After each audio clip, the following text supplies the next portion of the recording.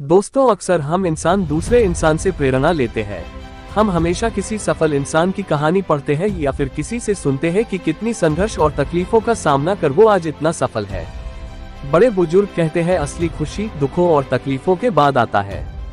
आज इंसानों की संघर्ष की बात नहीं करेंगे, आज हम बाज की संघर्ष की बात करेंगे। हम जानेंगे कि कैसे हम इंसान बाज के संघर्ष से सीखकर एक सफल और सुखी जीवन जी सकते हैं। बाज के जीवन से आपको बहुत कुछ सीखने को मिलता है। हमेशा प्रयत्न करते रहना, कभी शांत न बैठना और अपने लक्ष्य को बिना रुकावट के प्राप्त करना आदि लक्षण हमें बाज से सीखने को मिलते हैं। बाज से जुड़ी जीवन की कुछ अनोखी बातें जो हमें अपने जीवन में जरूर उतारनी चाहिए। बाज का जीवन संघर्ष के साथ शुरू होता है। पहला संघर्ष उसके आशियाने यानी कि घोंसले से शुरू होता है। शायद बहुत कम लोगों को पता होगा कि बाज एक ऐसा पक्षी है जिसे उड़ान भरने के लिए सबसे पहले तैयार होना पड़ता है। दूसरे पक्षियों की तरह वह अपने घोंसलों में नहीं बैठ सकता। जब बाज के बच्चे कुछ बड़े हो जाते हैं तब वह अपने बच्चे को उड़ान भरना सिखाने के लिए किसी ऊंचे पेड़ या फिर पर्वत की चोटी पर जाकर बैठ जाता है और फिर वहां से अपने बच्चे को धक्का देता है। उस वक्त तक बाज का बच्चा उड़ने के लिए बिल्कुल नया और अनजान होता है। जब बाज अपने बच्चे को ऊपर से गिराता है तो पहली बार बाज का बच्चा अपने पंखों को खोलता है। उड़ान भरना नहीं आता लेकिन फिर भी अपनी पूरी जी जान लगा देता है सुरक्षित जमीन पर उतरने के लिए। इससे हमें एक सीख मिलती है कि जब बाज का एक नन्हा सा बच्चा अपने बचाव के लिए इतना कुछ कर सकता है तो फिर हम क्या कुछ नहीं कर सकते। अंत में आकर बाज का बच्चा 2-3 बार गुलाटी खाकर और अपने पंखों को मजबूती से फैलाकर हल्की हल्की उड़ान भरना सीख जाता है। उसकी ट्रेनिंग इसी तरह 5 से 10 दिनों के लिए जारी रहती है। लगातार प्रयत्न करते रहने से अंत में बाज का बच्चा उड़ना सीख जाता है। अब वह अपने पंखों से इस खुले आसमान को नापने के लिए तैयार है। प्रतिदिन अपना भोजन ढूंढना और उसे अपने पेट तक ले जाने के लिए बाज को कड़ी मेहनत करनी होती है। बचपन से ही बाज अपने बच्चे को आराम अवस्था से दूर रखता है, क्योंकि उसे पता होता है कि मेरी तरह ही इसे भी इस कठोर जिंदगी में कड़ा संघर्ष करना पड़ेगा। धीरे धीरे बाज का बच्चा बड़ा होता है। जैसे जैसे वो बड़ा होता जाता है उसके पंख और भी ज्यादा मजबूत और चोंच पहले से ज्यादा नुकीली और तेज हो जाती है।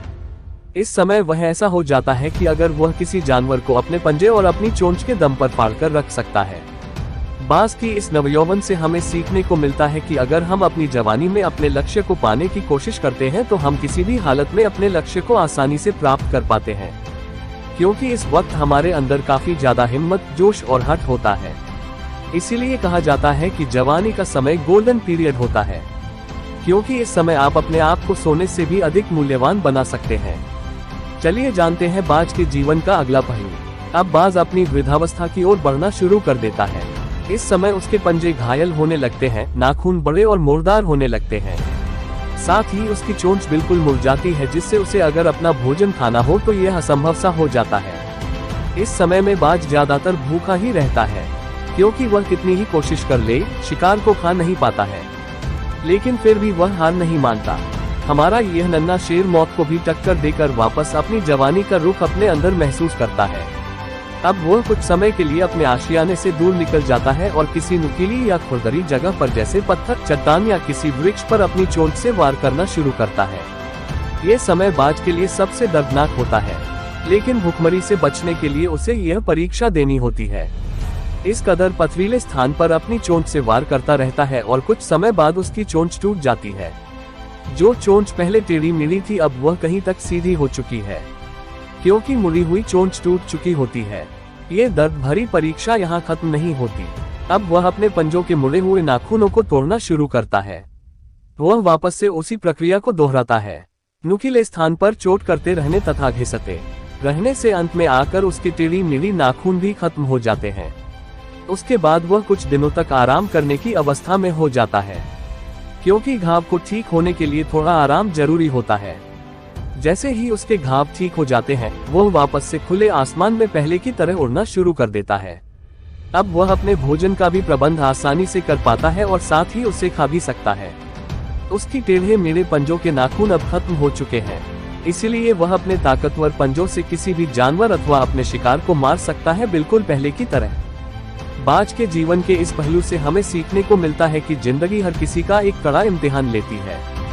जो भी इस इम्तिहान को पार कर लेता है वह आगे की जिंदगी राजा की तरह जीता, और जो इस इम्तिहान में फेल हो जाता है उसे केवल मौत ही नसीब होती है।